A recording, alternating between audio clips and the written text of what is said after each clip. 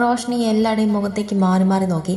എന്ത് വന്നാലും വേണ്ടില്ല, അവളുടെ ഉള്ളിലുള്ളത് എല്ലാവരോടും പറയുമെന്ന ഒരു ഭാവമായിരുന്നു അവളുടെ ഉള്ളിൽ. ആരും ഇവനെ തുറച്ചു നോക്കണ്ട, ഞാൻ കാര്യമാണ് പറഞ്ഞത്. എനിക്ക് ഹരി ഇഷ്ടം, നിങ്ങളെല്ലാവരും കൂടെ എനിക്കിത് നടത്തി തരണം. റോഷ്നി പറയുമ്പോൾ എല്ലാവരും അവളെ തുറച്ചു നോക്കി. പെണ്ണ് ഒരു എളുപ്പമില്ലാതെ പറയുന്നത് നോക്ക് എന്നൊരു ഭാവത്തിൽ അപ്പച്ചി അവളെ തുറച്ചു നോക്കി. കുഞ്ഞേ, നീ അച്ഛനൊന്നും പറയണ്ട, എനിക്ക് ഹരി ഇഷ്ടം. നിങ്ങളെല്ലാവരും മുന്നിൽ നിന്ന് ഇതൊന്ന് നടത്തി തരണം പ്ലീസ്. ദേവേന്ദ്രൻ എന്തോ പറയാൻ വന്നതും അതിനനുവദിക്കാതെ അവൾ വേഗം അദ്ദേഹത്തിന് മുന്നിൽ കൈ ഉയർത്തി തടഞ്ഞോണ്ട് പറഞ്ഞു. അതിന് അവർ നിന്നെ ഇഷ്ടമല്ലല്ലോ. രുദ്രനാണത് ചോദിച്ചത്. റോഷ്നി കത്തുന്ന കണ്ണുകളുടെ അവനെയൊന്ന് നോക്കി. രുദ്രൻ കുഞ്ഞെ തിരിച്ചും നോക്കി പീഡിപ്പിച്ചു. അവളല്ലേ കുറച്ചു മുൻപ് അവൻ ഇഷ്ടമല്ലെന്ന് പറഞ്ഞത്? ഇഷ്ടമല്ലായി ഒന്നുമല്ല, എന്നോട് പറയുകയാണ്. നിങ്ങളെല്ലാവരും സമ്മതിച്ചെന്നറിഞ്ഞാൽ ഹരി സമ്മതിക്കും, ഞാൻ സമ്മതിപ്പിച്ചോളാം. റോഷ്നി വാശിയോടെ പറയുമ്പോൾ എല്ലാവരും എന്തു പറയുമെന്ന രീതിയിൽ പരസ്പരം നോക്കി നിന്നു. ഞാൻ പറയുമ്പോൾ നിങ്ങൾ പറയണ്ട, നിങ്ങളൊന്നും പറയണ്ട. നിങ്ങൾ വാ തുറക്കുന്നത് നെഗറ്റീവ് പറയണം, അതുകൊണ്ട് നിങ്ങളൊന്നും മിണ്ടണ്ട. അപ്പച്ചി വാ തുറന്നതും റോഷ്നി വേഗം അവരെ തടഞ്ഞു. ഇവിടെ ആര് അവളെ കാര്യത്തിന് സപ്പോർട്ട് ചെയ്താലും അവർ ചെയ്യില്ലെന്ന് അവർക്കറിയാം. സപ്പോർട്ട് ചെയ്യില്ലെന്ന് മാത്രമല്ല, അത് കുളവാക്കി കയ്യിൽ തരുമെന്നും അവൾക്കറിയാം. സമ്മതിച്ചു കൊടുക്കില്ല. ഞാൻ പറയും, ഇതൊക്കെ ഇവരുടെ നാടകമാണ്. എങ്ങനെ പറഞ്ഞാൽ ആ ചെറുക്കൻ്റെ അടുത്ത് ഒരു തെറ്റുമില്ലെന്ന് നമ്മൾ കരുതും. എല്ലാ കുറ്റവും ഏറ്റെടുത്ത് ഇവൾക്കറിഞ്ഞാൽ നമ്മളായിട്ടിത് നടത്തി കൊടുക്കുമല്ലോ. അതാണ് മനസ്സിലിരിപ്പ്. നടക്കില്ല, ഇവിടെ ഇത് നടക്കില്ല. അപ്പച്ചി പറയുമ്പോൾ റോഷ്നി കരയാൻ മറന്ന് അവരെ തുറച്ചു നോക്കി. ലച്ചു വാതിൽപ്പടിയിലേക്ക് ചാരി നിന്നും കണ്ണൊക്കെ നിറഞ്ഞു. ഇത് ഇങ്ങനെ വരുമെന്ന് അവൾക്ക് നന്നായിട്ടറിയാം. അതുകൊണ്ടാണ് റയൽഷിൽ നിന്ന് പോലും അവളത് മറച്ചത്. ഹോ, എന്തൊക്കെയായിരുന്നു. നാത്തൂൻ്റെ വീട്ടിൽ അവൾക്ക് തുണയ്ക്ക് നിർത്തുന്നു. ഒരു ദിവസം പോട്ടെ, എത്ര ദിവസം അവിടെ താമസിച്ചു. ഇങ്ങോട്ട് വന്നിട്ട് വീണ്ടും അങ്ങോട്ട് തന്നെ പോയില്ലേ? എന്താ കാണാം, രണ്ടും കൂടെ ഇതൊക്കെയല്ലേ പരിപാടി. അവൾക്കും അറിയണ്ടാവും. അവൾ അറിയാതെ ഇത് നടക്കില്ലല്ലോ.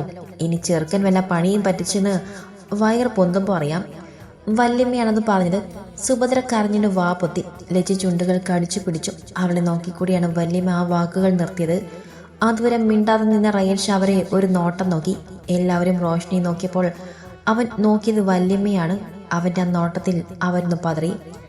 നീ ഇങ്ങനെ നോക്കി പേടിപ്പിക്കണ്ട, ഞാൻ കാര്യം പറഞ്ഞതാ. എത്ര ദിവസം ഇവൾ ഇവിടെ പോയി നിന്നു? പ്രായം അതല്ലേ, എന്തെങ്കിലും പറ്റിയിട്ടുണ്ടെങ്കിൽ പറഞ്ഞിട്ട് കാര്യമില്ല. വല്യമ്മ റയൻഷ നോക്കി പറഞ്ഞതും അവൻ അവിടെ അടുത്തേക്ക് നടന്നു.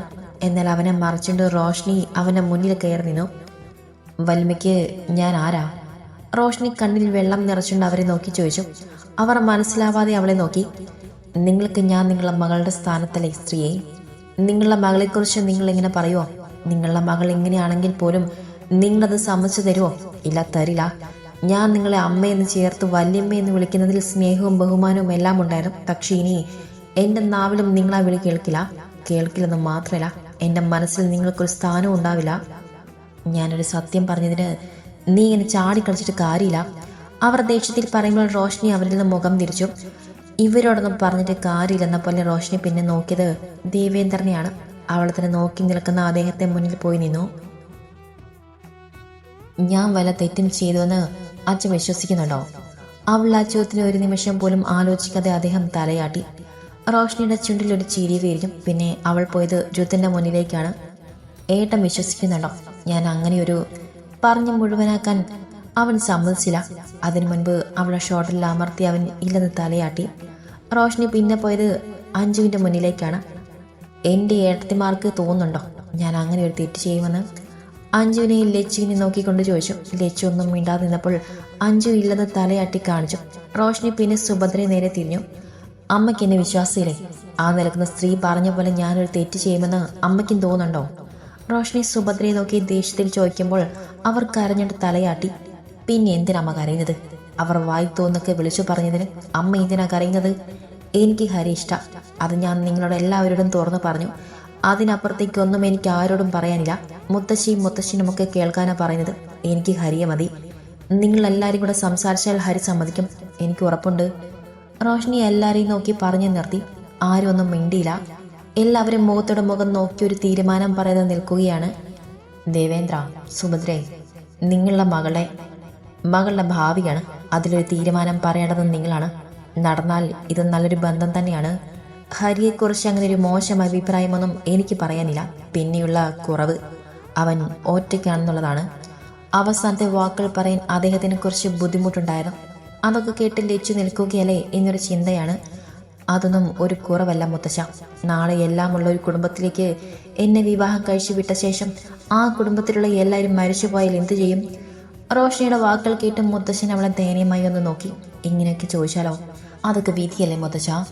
നാളെ എല്ലാമുള്ള ഒരുത്തനെ ഞാൻ കല്യാണം കഴിച്ച് അവൻ തന്നെ മരിച്ചു പോയാൽ എന്താ ചെയ്യുക? മതി മതി, നിന്റെ കാര്യം നടത്താൻ പണ്ടേ നീ മേടിക്കാം. അതുകൊണ്ട് നമുക്കിത് ആലോചിക്കാം. ഹരി വിളിച്ച് അവന് നിന്നെ ഇഷ്ടമാണോ എന്ന് ചോദിക്കട്ടെ. അവൻ നിന്നെ അങ്ങനെ കണ്ടിട്ടില്ലെങ്കിൽ നിർബന്ധിക്കാൻ ഞങ്ങളാളല്ല. മുത്തശ്ശൻ പറയുമ്പോൾ റോഷ്നിയുടെ കണ്ണിൽ ബൾബ് കത്തി. അതുവരെ ഉണ്ടായിരുന്ന ഭാവമൊക്കെ മാറി ആള് ഉഷാറായതുപോലെ, മുഖത്തൊരു തെളിച്ചം വന്ന പോലെ. വേണ്ട, ആരും നിർബന്ധിക്കണ്ട, ഞാൻ നിർബന്ധിച്ചുണ്ട്. റോഷ്നി ചിരിയോടെ പറയുമ്പോൾ എല്ലാവരും അവളെ നോക്കി. റോഷ്നിയുടെ നോട്ടം റയാൻഷിലേക്ക് നീണ്ടു. അവളെ തന്നെ നോക്കി നിൽക്കുകയാണ്. നേരത്തെ അവനോട് മാത്രം ചോദിച്ചില്ല. എന്നെ വിശ്വാസമാണോ എന്ന് ഞാൻ ഏട്ടനോട് ചോദിക്കില്ല. ചോദിക്കാതെ തന്നെ എനിക്കതിനുള്ള മറുപടിയും അറിയാം.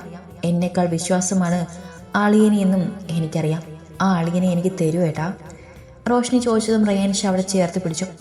ഇതുവരെ ഞാൻ ഇതിൽ ഇടപെടാതിരുന്നത് നിങ്ങളായിട്ട് ഇതിലൊരു തീരുമാനം ഉണ്ടാക്കട്ടെന്ന് കരുതിയാണ്.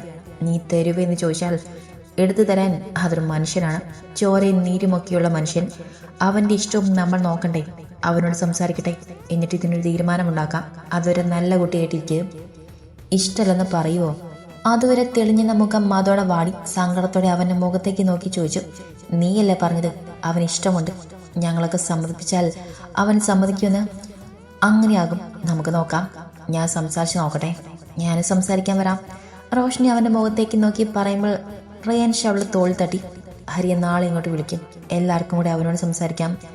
വല്യച്ഛനാണത് പറഞ്ഞത്. അവരുടെ കുട്ടിയുടെ കാര്യമല്ലേ, എല്ലാവർക്കും ഓരോന്ന് പറയാനും ചോദിക്കാനും ഉണ്ടാകും.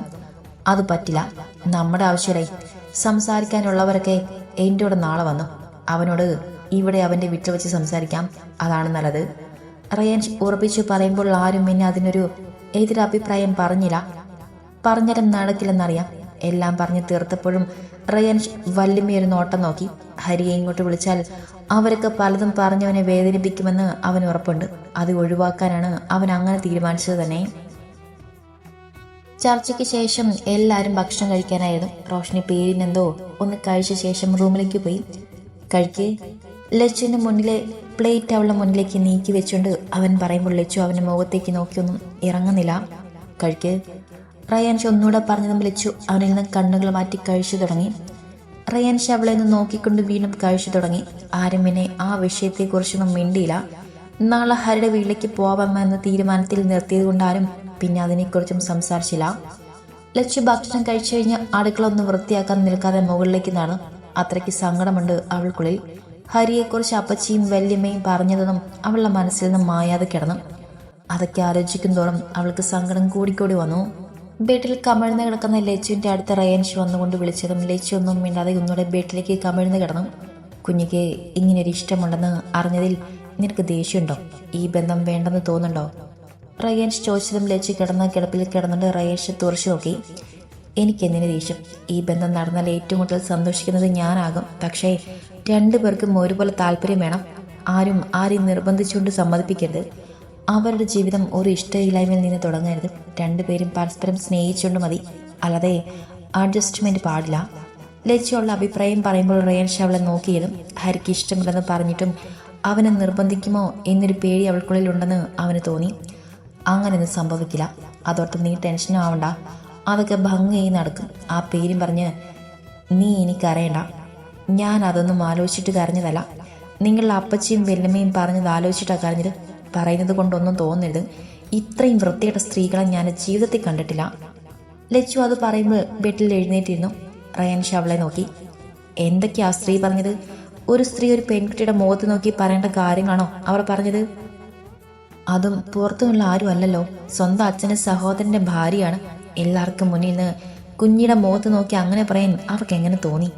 കുഞ്ഞ് വെറും മാസം മാത്രം കൊണ്ട് തുടങ്ങിയ ഞാനും 3-4 വർഷങ്ങൾക്ക് മുൻപ് കണ്ടു തുടങ്ങിയ ഏട്ടത്തിക്കും അവളെ വിശ്വാസമാണ്. അങ്ങനെ വരുമ്പോൾ കുഞ്ഞ് ജനിച്ചു വളർന്ന ഇത്രയും വർഷങ്ങൾ അവളെ കണ്ട അവർക്ക് അങ്ങനെ ഒരു കാര്യം അവളെ മുഖത്ത് എങ്ങനെ പറയാൻ തോന്നുന്നു? ജനിച്ചപ്പോൾ തൊട്ട് അവളെ കാണുന്നതല്ലേ, അവളെ സ്നേഹിക്കുന്നതല്ലേ, സ്വന്തം മകളായി കണ്ടവരല്ലേ അങ്ങനെ പറഞ്ഞത്? ലച്ചു അവൻ്റെ മുഖത്തേക്ക് നോക്കി ദേഷ്യത്തിൽ ചോദിച്ചുകൊണ്ട് പറഞ്ഞു. അവളെ കണ്ടത് മുതൽ അവളിൽ കാണാത്ത ദേഷ്യം അവളെ മുഖത്തുണ്ട്. അവർക്ക് വിവരമില്ലാത്തത് കൊണ്ടാണ് ശ്രീ, അല്ലെങ്കിൽ അങ്ങനെയൊക്കെ പറയോ? അവർക്ക് വിവരമുണ്ടോ ബുദ്ധിയുണ്ടോ എന്നൊന്നും എനിക്കറിയണ്ട. ബുദ്ധിയും വിവരമുള്ള നിങ്ങളൊക്കെ അത് കേട്ട് നിന്നപ്പോഴാണ് എനിക്ക് സങ്കടം. അതിനാരും മറുപടി കൊടുത്തില്ലല്ലോ. സ്വന്തം പെങ്ങളെ അങ്ങനെ പറഞ്ഞിട്ടും നിങ്ങൾ രണ്ടാളും ഒന്നും ചോദിച്ചില്ലല്ലോ, അച്ഛനൊന്നും മിണ്ടിയില്ലല്ലോ. അങ്ങനെ അവർ പറഞ്ഞതൊക്കെ ഞങ്ങൾക്ക് പറയാൻ പറ്റുമോ? കുഞ്ഞ് മറുപടി കൊടുത്തല്ലോ, അത് തന്നെയാണ് എനിക്കും പറയാനുള്ളത്. അവർ അത് അർഹിക്കുന്നുള്ളൂ. റിയാൻഷ് ലച്ചുവിനെ കയ്യിൽ കോരിയെടുത്തുകൊണ്ട് അവനെ മടിയിലേക്ക് എത്തി. ലച്ചു അത് പിടിക്കാത്ത പോലെ ഒന്ന് കുതറി. ആരോടൊക്കെയുള്ള ദേഷ്യം അവരോട് തീർക്കുന്ന പോലെ.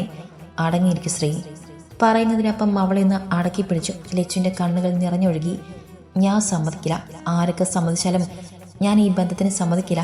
എനിക്ക് എൻ്റെ ഏട്ടനെ അങ്ങനെയൊക്കെ പറഞ്ഞില്ലേ, ഞാൻ സമ്മതിക്കില്ല. ലച്ചു അവൻ്റെ മുഖത്തേക്ക് നോക്കി ദേഷ്യത്തിൽ പറഞ്ഞു. റയാൻഷ് ലച്ചുവിനെ ചുവന്നു വരുന്ന മൂക്കിൻ തുമ്പിൽ പതിയെ തട്ടി. ശേഷം അവൾ രണ്ട് കൈകളും മടക്കി പിടിച്ചു. നീ സമ്മതിക്കും, ആര് സമ്മതിച്ചില്ലെങ്കിലും നീ സമ്മതിക്കും. ചുമ്മാ ഇപ്പോഴത്തെ ദേഷ്യത്തിന് ഓരോന്നും പറയലേ. ലച്ചുവിൻ്റെ വീർത്ത് കെട്ടിയ മുഖത്തേക്ക് നോക്കി റയാൻഷ് ചിരിയോടെ പറയുമ്പോൾ ലച്ചു അവനെ നോക്കാതെ അവനിൽ മുഖം തിരിച്ചു. മുത്തശ്ശനും മുത്തശ്ശിയും ഒക്കെ നിൽക്കുമ്പോൾ ഞാൻ എങ്ങനെ അവരോട് തർക്കിക്കും? അറിയാതെ ഞാൻ അവരെ കൈവച്ച് എന്ത് ചെയ്യും? അതോടെ എല്ലാം തീരില്ലേ? നമ്മൾ കാരണം, എൻ്റെ അച്ഛനും മക്കൾ കാരണം ഈ വീട്ടിലൊരു പ്രശ്നം പാടില്ല. മുത്തശ്ശിയുടെയും മുത്തശ്ശൻ്റെയും കാലം കഴിയുമ്പോളം എല്ലാം സന്തോഷത്തോടെ ഒരുമിച്ച് പോട്ടെ. അവരെ ഒറ്റയ്ക്ക് കിട്ടുമ്പോൾ ഞാൻ മറുപടി കൊടുത്തോളാം, അതാണ് നല്ലത്. ലച്ചുവിനെ കൊണ്ട് അങ്ങനെ ബെഡിലേക്ക് മറയുമ്പോൾ അവൻ പറഞ്ഞു. ലച്ചു ഒന്നും മിണ്ടാതെ അവനിൽ നിന്നും തിരിഞ്ഞു കിടന്നു. റയാൻഷ് പിന്നിലൂടെ അവളെ പുണർന്നു. ശ്രീലക്ഷ്മി കാണുന്നത് പോലെ അത്ര പാവമൊന്നും അല്ലല്ലേ? അതങ്ങനെ, ആ ശ്രീഹരിയുടെ പെങ്ങൾ. ലച്ചുവിൻ്റെ വയറിൽ ഒന്നുകൂടെ മുറുക്കി അമർത്തി പിടിച്ചുകൊണ്ട് അവൻ പറയുമ്പോൾ ലച്ചു മുഖം ചേരിച്ചുകൊണ്ട് അവനൊന്ന് തുറച്ചു നോക്കി. റയാൻഷ് ചിരിയോടെ അവളെ പിൻകഴുത്തിലേക്ക് മുഖം അമർത്തി. ലച്ചു അങ്ങനെ കിടന്നുകൊണ്ട് തന്നെ കണ്ണുകൾ അടച്ചു. രാവിലെ പോവാൻ റെഡിയായിട്ടാണ് റയാൻഷ് ഡ്രസ്സിംഗ് റൂമിൽ നിന്നും ഇറങ്ങിയത്. ലച്ചു റെഡിയാവാതെ ബെഡിൽ ഇരിക്കുന്നുണ്ട്. സമയമായി, നീ റെഡിയാവുന്നില്ലേ? ഞാനില്ല. ലച്ചു റയാൻഷെ നോക്കാതെ പറയുമ്പോൾ അവൻ്റെ കണ്ണുകളൊന്ന് ചുരുങ്ങി. നീ ഇല്ലെന്നോ? അതെന്താ നീ ഇല്ലാത്തത്? ഇന്നലെ എന്നോട് അഭിപ്രായം ചോദിക്കാത്തവരൊന്നും എന്നെ ഇന്ന് കൊണ്ടുപോകണ്ട. എൻ്റെ ഏട്ടൻ്റെ കൂടെ ഞാനുണ്ടാകും, അല്ലാതെ ഇവിടുന്ന് പോകുന്ന കൂട്ടത്തിൽ ഞാൻ കാണില്ല. ലച്ചു അവനെ നോക്കാതെ പറയുമ്പോൾ റയാൻഷ് അവളെ നിന്ന് നോക്കി. അവനൊട്ടും പരിചയമില്ലാത്ത ഒരു ശ്രീലക്ഷ്മിയാണ് മുന്നിൽ നിൽക്കുന്നതെന്ന് അവന് തോന്നി. ഇന്നലെ ഇവിടെ ഉണ്ടായ സംസാരങ്ങൾ അവളെ അത്രത്തോളം പിടിച്ച് കുലുക്കിയിട്ടുണ്ടെന്നും അവന് മനസ്സിലായി. നീ നിന്റെ ഏട്ടൻ്റെ ഒപ്പം തന്നെ നിന്നാ മതി, പക്ഷേ എൻ്റെ ഭാര്യ എൻ്റെ കൂടെ വരണം. ഞാൻ അവിടെ ചെന്നതിൻ്റെ പിന്നാലെ നീ വരില്ല. റയാൻഷ് കളിപ്പിച്ചു പറയുമ്പോൾ ലച്ചു അവൻ മുഖത്തേക്ക് നോക്കി. നിന്റെ വാശി എന്നോട് വേണ്ട ലക്ഷ്മി, അത് നടക്കില്ല, പോയി റെഡിയാവ്. കണ്ണം നിറച്ചവനെ നോക്കി നിൽക്കുന്നവളിൽ നിന്ന് കണ്ണുകൾ മാറ്റി അവൻ പറയുമ്പോൾ ലച്ചു ബാത്റൂമിൽ കയറി വാതിലടച്ചു. രണ്ടുപേരും ഒരുമിച്ചാണ് റൂമിൽ നിന്നും ഇറങ്ങിയത്. സ്റ്റെപ്പ് ഇറങ്ങുമ്പോൾ തന്നെ ഹാളിലെ സീറ്റിലിരിക്കുന്ന റോഷനിയെ കണ്ട് റയാൻഷിനെ നെറ്റിച്ചൊളിഞ്ഞു. എൻ്റെ കാര്യം സംസാരിക്കാനല്ലേ പോകുന്നത്? ഞാനും വരും. റയാൻഷിനെ നോട്ടം കണ്ട് റോഷനി പറയുമ്പോൾ അവരൊന്നും മിണ്ടാതെ ഡാനിങ് ഹാളിലേക്ക് നടന്നു. ഹരിയുടെ വീട്ടിലേക്ക് പോകാനുള്ളവരൊക്കെ റെഡിയായി ഡാനിങ് ടേബിളിനെ ചുറ്റും ഇരിക്കുന്നുണ്ട്. വല്യമ്മയും അപ്പച്ചിയും എങ്ങോട്ടാ? മാറ്റി റെഡിയായിരുന്ന് കഴിക്കുന്നവരെ നോക്കി റയാൻഷ് ചെയറിലേക്ക് ഇരുന്നുകൊണ്ട് ചോദിച്ചു. ലക്ഷ്മിയുടെ വീട്ടിലേക്ക് ഞങ്ങളുമുണ്ട്. ഞങ്ങളുടെ കുഞ്ഞിയുടെ കാര്യമല്ലേ, എല്ലാവർക്കും കൂടെ പോവാം. അപ്പച്ചി പറയുമ്പോൾ റയാൻഷ് നോക്കിയത് ലച്ചുവിനെയാണ്. അവൾ ആരെയും നോക്കാതെ പ്ലേറ്റിലേക്ക് ഭക്ഷണം വിളമ്പുന്ന തിരക്കിലാണ്. കുടുംബം മൊത്തം പോവാൻ നമ്മളിവിടെ നിശ്ചയത്തിന് പോവുകയല്ല, അവനെ കണ്ട് കാര്യങ്ങൾ സംസാരിക്കാൻ പോവുകയാണ്. അതിനെ മാന്യമായി സംസാരിക്കാൻ അറിയുന്നവരെ മാത്രമേ കൊണ്ടുപോകുന്നുള്ളൂ. ഇന്നലെ ഇവിടെ പറഞ്ഞ പോലെ അവിടെയും പറഞ്ഞാൽ അവൻ നിങ്ങളെ തല്ലിയിറക്കും. എന്തിനാണ് വെറുതെ അങ്ങനെ ഒരു സീൻ ഉണ്ടാക്കുന്നത്? അതുകൊണ്ട് നിങ്ങളാരും വരണ്ട. ഞാനും രുതനും അച്ഛനും മുത്തശ്ശനും റോഷനിയും ശ്രീയും കൂടെ പോയിട്ട് വരാം. അത് കഴിഞ്ഞൊരു തീരുമാനമായ ശേഷം എല്ലാവർക്കും കൂടെ അവൻ്റെ വീട്ടുകാരെ കാണാൻ പോവാം. അതിന് അവന് വീട്ടുകാരുണ്ടോ? ചോദിച്ചത് വല്യമ്മയാണ്. ലച്ചു മുഖമുയർത്തി അവരെ ഒന്ന് നോക്കി. നേരെ ഓപ്പോസിറ്റായിട്ടാണ് അവർ ഇരിക്കുന്നത്. എന്നെ കാണാൻ കിച്ചുവേട്ടൻ്റെ അച്ഛനും അമ്മയും മാത്രമാണോ വന്നത്? അപ്പച്ചിയും വല്യച്ഛനും വല്യമ്മയും മക്കളുമൊക്കെ വന്നില്ലേ? ലച്ചു അങ്ങനെ ചോദിക്കുമെന്ന് ആരും പ്രതീക്ഷിച്ചില്ല. അതിന് ഞങ്ങളെല്ലാവരും ഈ വീട്ടിലുള്ളവരാണ്. അതിൽ കാര്യമില്ല. ഒരു വീട്ടിൽ താമസിക്കുന്നെന്ന് കരുതി കാര്യമില്ല. അവിടെയുള്ളവരെ അവരെ കാണാനും സ്നേഹിക്കാനും കഴിയണം. അതിന് ഒരു വീട്ടിൽ കഴിയണമെന്നൊന്നുമില്ല. അങ്ങനെ വെച്ച് നോക്കുമ്പോൾ ഈ ചർച്ചയ്ക്ക് എൻ്റെ വീട്ടുകാരാണ് പങ്കെടുക്കേണ്ടത്, അല്ലാതെ നിങ്ങളൊന്നുമല്ല. അതും പറഞ്ഞുകൊണ്ട് കഴിച്ച് കഴിയാത്ത പ്ലേറ്റ് കയ്യിലെടുത്ത് ലച്ചു അടുക്കളയിലേക്ക് നടന്നു. ഞാനോളും തല പൊക്കി തുടങ്ങി. അടുക്കളയിൽ ഇരുന്ന് ബാക്കി ഭക്ഷണം കഴിക്കുമ്പോൾ പിന്നാലെ വന്ന് അപ്പച്ചി പറഞ്ഞത് അവൾ ശരിക്കും കേട്ടു. തല പൊക്കും അപ്പച്ചി. നമുക്ക് വേണ്ടി നമ്മൾ സംസാരിക്കണമെന്ന് തോന്നുമ്പോൾ ഏത് ഞാഞ്ഞൂരും നീർക്കോലിയും ഒക്കെ തല പൊക്കും. ഇന്നത്തോടെ ബോധ്യമായ കാര്യം ലച്ചു പറയുമ്പോൾ അപ്പച്ചി അവളെ നിന്ന് തുറച്ചു നോക്കി.